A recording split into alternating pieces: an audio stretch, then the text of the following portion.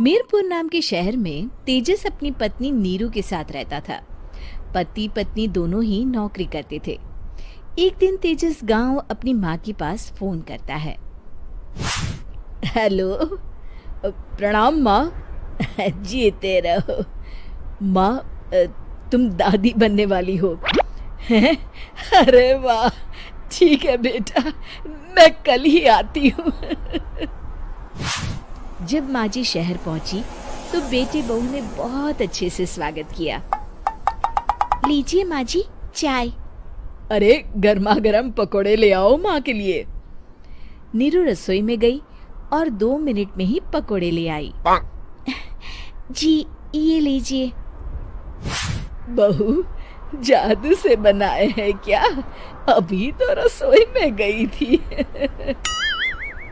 Yummy. माँ जी, शीला रसोई में पकोड़े तल रही है, मैं बस लेकर आई। हे भगवान, मेरा धर्म भ्रष्ट कर दिया तूने। अब तो गंगा जल से शुद्धिकरण करना होगा। दूसरे दिन, माँ जी मैंने नाश्ता बना दिया है, ऑफिस जा रही हूँ। पर अभी तो घर का सारा काम पड़ा है। शीला आती ही होगी, झाड़ू पोछा बर्तन कपड़े वो सब कर लेगी। हमारे जमाने में घर का सारा काम हम ही करते थे। जी माँ जी, आप बहुत होशियार हैं, मैं घर ऑफिस दोनों नहीं संभाल पाती। तो जरूरत क्या है घर से बाहर जाकर चाकरी करने की? वैसे भी घर का काम खुद करने से घर में बरकत आती है, समझी?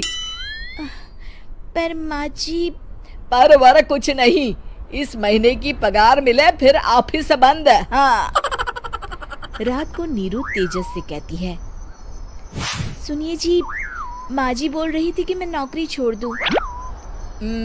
वैसे ठीक ही तो है, अभी तुम्हें आराम की जरूरत है। फिर भी आराम कहाँ, शीला को छुड़ाने के लिए बोल रही थी। तो अब 24 घंटे में इतना काम तो कर ही सकती हो। पर जॉब पसंद है मुझे, घर पर मन नहीं लगेगा। अगले दिन जब दोनों ऑफिस के लिए निकल रहे थे, मेरी तो कोई कीमत ही नहीं है इस घर में।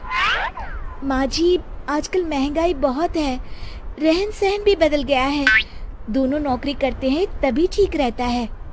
अच्छा, तू कहना क्या चाहती है? मेरा बेटा तुझे बिठा के खिला नहीं सकता? तू ही इस घर का खर्च चला रही है, हैं?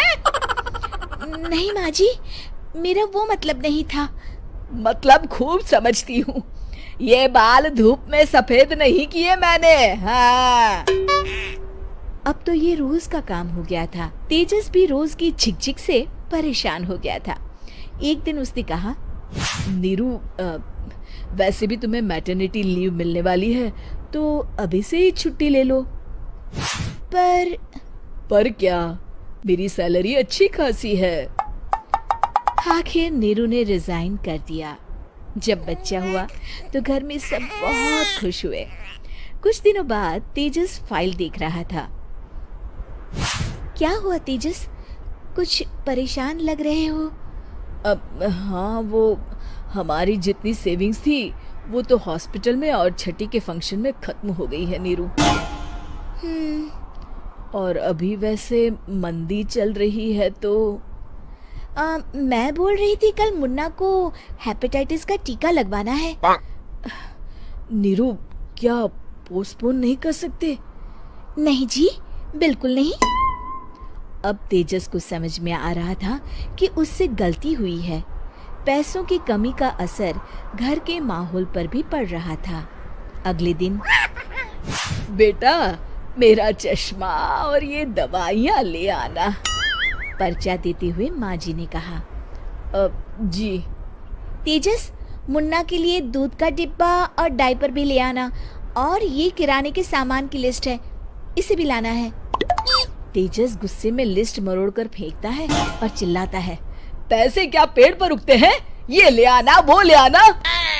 अरे पर ये जरूरत का सामान ही है। वो गुस्से में बिना कुछ कहे ऑफिस चला गया। अरे लंच तो ले जाइए।